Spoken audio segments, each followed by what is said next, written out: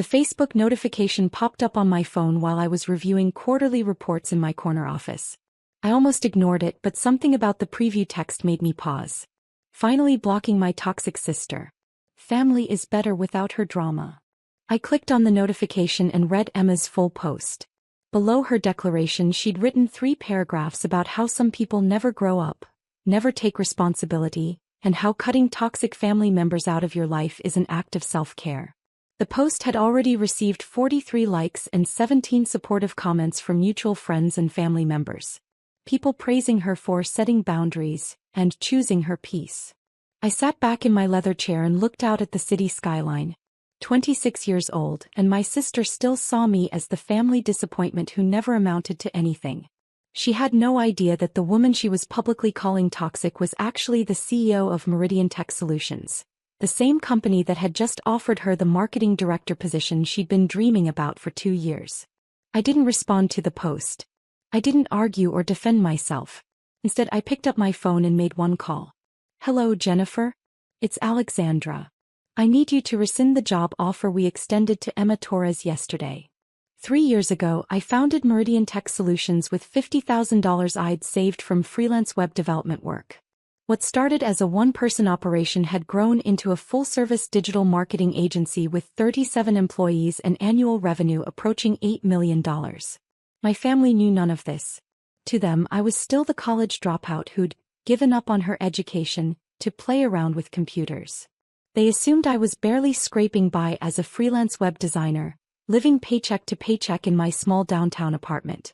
They never asked about my work beyond polite dinner conversation. When I mentioned landing new clients, they nodded sympathetically and changed the subject. They saw my business talk as either boasting or delusion. Emma, in particular, had always viewed me as the irresponsible little sister who refused to grow up and get a real job. She worked in traditional marketing for a mid-sized firm, making $65,000 a year and constantly lecturing me about career stability. "You can't just rely on little freelance projects forever, Alex," she'd say during family dinners. "At some point you need to think about your future. This computer stuff isn't a real career path."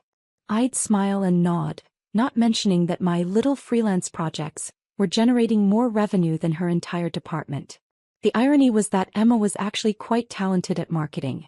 When Meridian Tech started looking for a marketing director 6 months ago, I'd anonymously recommended her to our HR department. She went through the same interview process as every other candidate, competing against 47 other applicants. She earned the position based on her skills and experience. Yesterday, our HR director Jennifer had called Emma with the good news. The position came with a $95,000 salary, full benefits, equity options, and the opportunity to lead marketing strategy for one of the fastest-growing companies in the region. Emma had been ecstatic. She'd called our parents immediately, then posted on Facebook about landing her dream job at an innovative tech company. She had no idea she'd just been hired by her toxic sister. After reading Emma's post this morning, I called Jennifer into my office. "I need you to rescind the job offer we extended to Emma Torres yesterday." Jennifer looked confused. "Emma Torres? Alex, her references were excellent and the team loved her. Is there something wrong? There's a conflict of interest that just came to my attention." "What kind of conflict?" "She's my sister." Jennifer's eyes widened. "Your sister? But her last name is Torres and yours is Martinez. I use my mother's maiden name professionally. Emma and I have different fathers. Having a family member work for the company isn't necessarily a problem. Jennifer, she doesn't know I own this company. She thinks I'm a struggling freelance web designer. She doesn't know you're the CEO? My family has no idea what I actually do for a living." Jennifer sat down, processing this. "That's actually pretty impressive that you've kept this private for 3 years. It wasn't intentional initially. I just never corrected their assumptions. So what's the conflict of interest?" I showed her Emma's Facebook post. Jennifer read it silently, her expression changing from confusion to understanding. "Oh," she said quietly. "Oh wow. I can't have a senior employee who publicly calls me toxic and claims the world is better off without me. Even if she doesn't know she's talking about her boss. That does create a problematic dynamic. Call her and rescind the offer." Tell her the position has been eliminated due to budget restructuring. Are you sure about this? I'm sure. She made her feelings about me very clear. Jennifer nodded and left my office. 30 minutes later she knocked on my door. It's done. I called Emma and told her the position had been eliminated due to unexpected budget constraints. How did she take it? She was devastated. She asked if there might be other opportunities in the future, and I told her we'd keep her resume on file. Over the next few hours I watched Emma's Facebook activity escalate. First she posted about the job offer being rescinded, describing it as devastating and a sign that the universe is testing me. The same people who had supported her decision to block me were now offering sympathy. Several relatives suggested that her job loss was somehow my fault, that my negative energy was affecting her life even from a distance. My cousin Mark commented, "This is why you were right to cut Alex out. Toxic people bring bad luck even when they're not around." Around 3 p.m. my mother called me. "Alexandra, I just saw Emma's posts about losing that job opportunity. She's really upset." "I saw the posts too, Mom. She thinks maybe you somehow jinxed it." "I know that sounds silly, but she's looking for someone to blame." "She's blaming me for her job being eliminated?" "Well, she's been having a hard time lately, and when people are stressed they sometimes look for scapegoats." "So I'm the scapegoat for Emma's career problems?" "Alex, you know how Emma is. She gets dramatic when things don't go her way." "Mom, did you see what she posted about me this morning?" "I saw something about blocking toxic family members. I assumed you two had gotten into another argument." "We didn't get into an argument. She just decided to publicly announce that the family is better off without me." Mom was quiet for a moment. "Alex, I'm sure she didn't mean it personally." "How do you not mean something like that personally?" "You know Emma. She posts dramatic things when she's upset. So it's okay for her to call me toxic, but I'm somehow responsible for her job falling through? Maybe you could reach out to her. She's having a really hard time right now." I almost laughed. "Mom, she literally just blocked me and announced that the family is better off without me. Why would I reach out to her?" "Biz your sisters. Family is more important than social media drama." "Is it? Because Emma seems to think our family is better without me in it." "Alex, don't be petty." "I'm not being petty, Mom. I'm respecting Emma's clearly stated wishes." At 5 p.m., I received a text from Emma's number, which surprised me since she'd claimed to have blocked me. "Alex, I know we're not talking, but I really need someone to vent to. The job I was supposed to start on Monday just got eliminated. Can you call me?" I stared at the message for several minutes. The same person who had announced that morning that the family was better off without me was now reaching out for emotional support. I texted back, "I thought you blocked me because I was too toxic. That was just Facebook drama. This is real life. I really need my sister right now." "Emma, you literally posted this morning that the family is better without me. Why would you want support from someone you described that way?" "Alex, that wasn't about you specifically. I was just venting about family stress in general." I screenshot her text and compared it to her Facebook post. "Emma, you specifically said blocking my toxic sister, and family is better without her. How is that not about me specifically? You're being way too sensitive. It's just social media. So when you need something from me, it's just social media. But when you wanted to humiliate me publicly, it was important enough to write 3 paragraphs about." "Alex, I'm really struggling right now. Can we please not do this?" "Emma, I think you were right this morning. Maybe the family is better off without the drama." I blocked her number and returned to my quarterly reports. Over the next week, Emma posted daily updates about her job search, each one more desperate than the last. She turned down 2 other offers while waiting for the Meridian Tech position, and now she was competing in a much smaller pool. Several relatives continued to blame her career troubles on my supposed negative influence, despite the fact that I hadn't spoken to Emma in months. On Thursday, my mother called again. "Alex, Emma is really struggling with this job situation.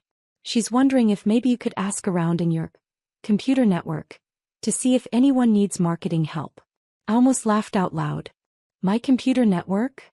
You know, the people you do web design for. Maybe one of them needs marketing assistance." "Mom, you want Emma to ask for help from the toxic sister who brings drama?" "Alex, she didn't mean that seriously. She seemed pretty serious when she wrote 3 paragraphs about it. Family helps family, Alex. Does it? Because Emma made it very clear that I'm not really family. She said the family is better without me. You're being stubborn. I'm being consistent. Emma wanted me out of her life, so I'm respecting her wishes. The following Monday, Emma posted a new message. I've been thinking about family lately and the importance of not burning bridges over temporary frustrations. Sometimes we say things that don't reflect our true feelings. I want to apologize to anyone I may have hurt with my recent posts. An hour later, I received a text. Alex, I posted an apology. I know I was wrong to say those things. I was stressed and frustrated and I took it out on you unfairly. Can we please talk? That evening, I decided to call her. Emma, I saw your apology post. Alex, I'm so sorry. I was having a terrible week and I took it out on you. Emma, what exactly were you stressed about when you wrote that post? Work stuff mostly. And I was frustrated with some family dynamics. What kind of family dynamics? Just feeling like some people in our family get more support than others. You think mom and dad worry about my career? They're always talking about how you're not living up to your potential and how you need more stable work. And you see that as a problem? Alex, I'm not trying to judge your choices. I just think you're really smart and you could probably do amazing things if you found the right opportunity. What kind of opportunity? Maybe working for a tech company or a marketing agency, or something that uses your computer skills but gives you more security. I realized Emma's resentment wasn't really about me being toxic. It was about feeling like our parents worried more about my supposed career problems than they celebrated her actual success. Emma, can I ask you something? Sure. The job that got eliminated, what company was it with? Meridian Tech Solutions.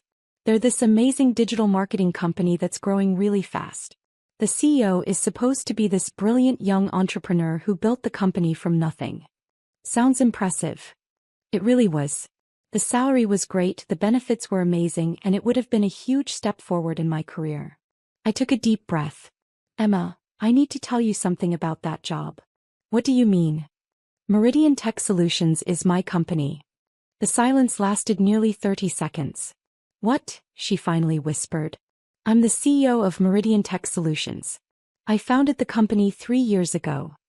That's impossible. Emma, I own the company that offered you the marketing director position. But you're a freelance web designer. No, I'm the CEO of an $8 million digital marketing agency with 37 employees. Alex, that doesn't make sense. You live in that tiny apartment.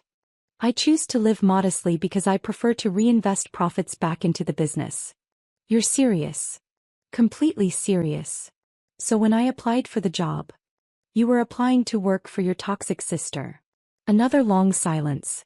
Alex, I had no idea. I know. That's exactly the problem. What do you mean? Emma, for 3 years, you've dismissed my work as playing around with computers. You've lectured me about getting a real job. You've treated me like the irresponsible little sister who can't get her life together. But I didn't know. You didn't know because you never asked. You made assumptions about my life without ever bothering to learn the details. If I had known you owned a company, I never would have. Would have what? Treated me with respect? Emma, the fact that you only respect me now that you know I'm successful says everything. He was crying now. Alex, I'm so sorry. The job offer was rescinded because I couldn't have a senior employee who publicly called me toxic. You rescinded my job offer? I rescinded the job offer of someone who fundamentally disrespected the CEO, even if she didn't know the CEO was her sister. Alex, please. I made a terrible mistake. Can't we fix this? Emma, I spent 3 years building a successful business while you lectured me about getting my life together. I had the opportunity to hire my talented sister, and she responded by calling me toxic on social media. I didn't know it was you. That's exactly the point. You treated me poorly when you thought I had nothing to offer. Now that you know I'm successful, suddenly you want my forgiveness. That's not fair. Isn't it? This morning you thought I was a struggling freelancer who brought drama to the family. Now you know I'm a successful CEO and suddenly you want my help. Alex, what can I do to make this right? Emma, I don't know if you can. You've spent years treating me like a failure and then publicly humiliated me when you thought it was safe to do so. But we're sisters. Are we? Because this morning you thought the family was better off without me.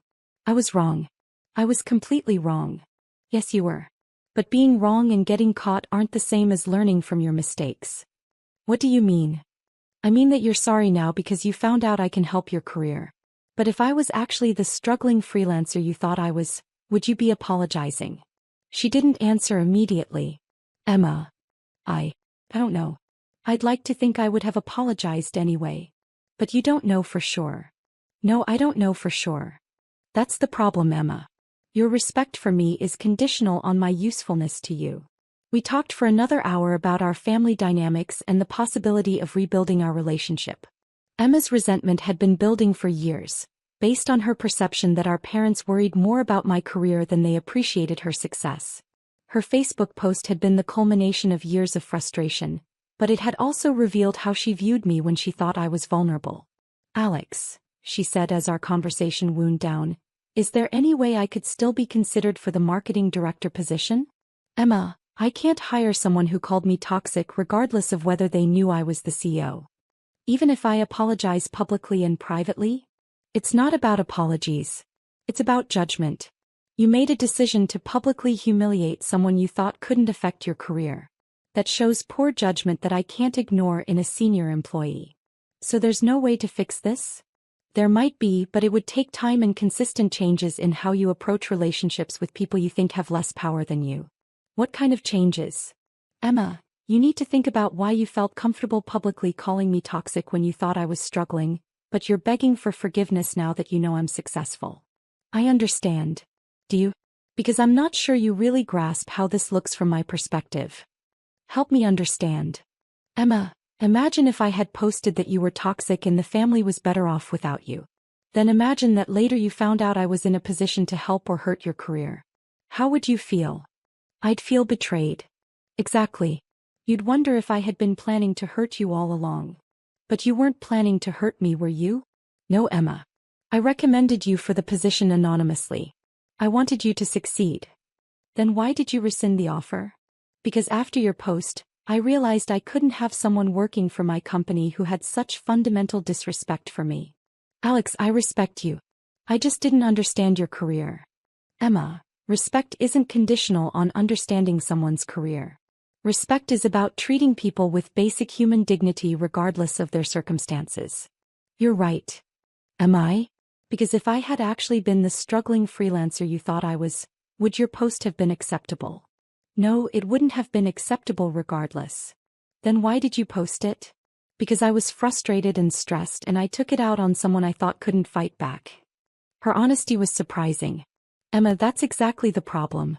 You chose to hurt someone you thought was powerless to respond. I understand that now. We ended the call with an agreement to continue our conversation in a few days. Over the next week, Emma did something unexpected. She posted a detailed apology on Facebook, taking full responsibility for her previous posts and acknowledging that she'd been wrong to publicly attack a family member. More importantly, she started volunteering with a local nonprofit that helped unemployed professionals with job search assistance. 3 weeks later, Emma called me again. Alex, I've been thinking about what you said regarding how I treat people I think have less power than me. And you were right. I've been reflecting on other situations where I've been dismissive toward people I thought were beneath me professionally. Such as the barista at my coffee shop who mentioned wanting to be a writer. I told her she should focus on realistic career goals. The intern at my old job who was interested in starting his own business. I lectured him about gaining experience first. How do you feel about those interactions now? Terrible. I was projecting my own insecurities about career stability onto people who were being entrepreneurial and creative. What made you realize this? Working with the job search nonprofit. I've been helping people who are between careers, and I've seen how much courage it takes to pursue unconventional paths. I've also seen how destructive it can be when people dismiss their efforts. That's a significant realization, Emma. Alex, I owe you more than an apology. I owe you respect for what you've accomplished, and I owe you an acknowledgement that I was completely wrong about your life. I appreciate that. Is there any possibility that we could rebuild our relationship? Not because I want something from you, but because I genuinely miss having you as my sister. I thought about her question. Over the past month, I'd watched Emma make genuine efforts to change her perspective and behavior. Her apology had been public and specific. Her volunteer work showed commitment to understanding different viewpoints. Emma, I'd be willing to try rebuilding our relationship, but it would need to be based on mutual respect and honest communication. What would that look like? It would mean no more assumptions about each other's lives without asking for details. It would mean supporting each other's choices even when we don't fully understand them. And it would mean taking responsibility for our actions. I can commit to that. Emma, I also want you to understand that I'm not going to pretend to be less successful than I am to make other people comfortable. I wouldn't want you to. That means our family is going to learn the truth about my business, and there might be some awkward conversations. I think that's probably overdue. Are you prepared to support me through those conversations, even if it means acknowledging that you were wrong about me for years? Yes, I am. 2 months later, Emma and I had lunch downtown, near the Meridian Tech offices. It was our 4th meeting since we'd started rebuilding our relationship, and the first one that felt completely natural. How's the new job? I asked. She'd found a position with a smaller marketing firm. It's good. The pay isn't as high as the Meridian position would have been, but the work is interesting. I'm glad you found something that fits. Alex, can I ask you something? Sure. Do you ever regret not telling our family about your success earlier? I thought about it. Sometimes. It would have been nice to have their support while I was building the company. Why didn't you tell them? Initially it was because I wanted to succeed on my own. But after a while, it became a way to see how people really viewed me when they thought I had nothing to offer. And what did you learn? I learned that a lot of people's respect is conditional on their perception of your success. Including mine. Including yours. But I also learned that some people are capable of recognizing their mistakes and changing. Do you think our parents will react well when they find out? I don't know. Part of me worries they'll be hurt that I didn't trust them.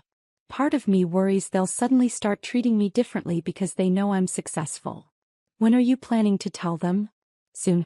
I'm tired of hiding who I am. Would you like me to be there? Would you want to be there? Yes. I think I owe them an explanation for my behavior toward you, and I want to support you. I'd appreciate that.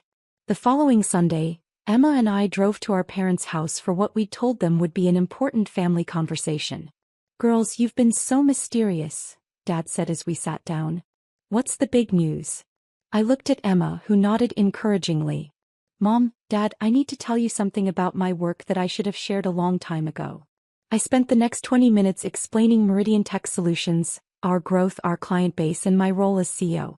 I showed them our website and recent press coverage. My parents sat in stunned silence. Alex, Dad finally said, you're telling us you own a company worth $8 million? The company generates $8 million in annual revenue. And you've been running this for 3 years? Yes. While we've been worrying about your career and lecturing you about getting a real job? Yes. Mom started crying. Honey, why didn't you tell us? Because I wanted to see how you'd treat me when you thought I had nothing to offer. Emma spoke up. Mom, Dad, Alex is being polite. The truth is that we've all been dismissive toward her for years because we assumed she was failing professionally. But we were just trying to help, Dad protested. Were you? I asked. Because it felt more like you were trying to manage and control me. Alex, we had no idea what you were actually doing. Did you ever ask for details? Or did you just assume I was failing and try to fix me? They were both quiet. Mom, Dad, I love you, but you've spent years treating me like the family disappointment. You made assumptions about my work and my future without ever asking me directly. We're sorry, Mom said. We should have asked more questions. You should have, but more importantly, you should have trusted me to make good decisions about my own life. What can we do to make this right? Dad asked. You can start by treating me like the successful adult I've been for the past 3 years, instead of the struggling child you thought I was. We're proud of what you've accomplished. Are you proud of me or are you proud of my success? What's the difference? The difference is whether your pride is conditional on my achievements or whether it's based on who I am as a person. Emma nodded. That's the lesson I had to learn too. I was only proud of Alex after I found out she was successful. But I should have been proud of her for taking risks and following her own path, regardless of the outcome. You're right, Dad said slowly. We should have supported your choices even if we didn't understand them. What happens now? Dad asked. Now we rebuild our family relationships based on honesty and mutual respect, I said. No more assumptions, no more lectures about my life choices, and no more treating me like I need to be managed. Over the following months, my family slowly adjusted to the reality of who I actually was. My parents started asking genuine questions about my business and showing interest in my work. They stopped offering unsolicited career advice. Emma and I developed a stronger relationship than we'd ever had before. She became one of my most trusted advisors, and I helped her transition to a better position at a different company. The Facebook post that had started this whole situation became a turning point for our entire family. It forced us to confront years of assumptions, miscommunication, and conditional respect. 6 months later, Emma posted a new message. I've learned that success comes in many forms, and the most important thing is supporting the people you love, regardless of whether you understand their choices. Proud of my sister for building something amazing and teaching me what real family support looks like. This time I liked the post. Sometimes the best way to save a relationship is to be willing to lose it first. And sometimes the most toxic thing in a family isn't the person everyone blames. It's the assumptions that prevent people from seeing each other clearly. My sister thought she was blocking a toxic family member. Instead, she ended up blocking her own dream job and forcing our family to confront the truth about respect, assumptions, and what it really means to support each other. The irony wasn't lost on any of us. The sister she thought was holding her back was actually the one person in a position to move her forward. But more importantly, the sister she thought was toxic turned out to be the most successful person in our family. Now she knows better. And so do I.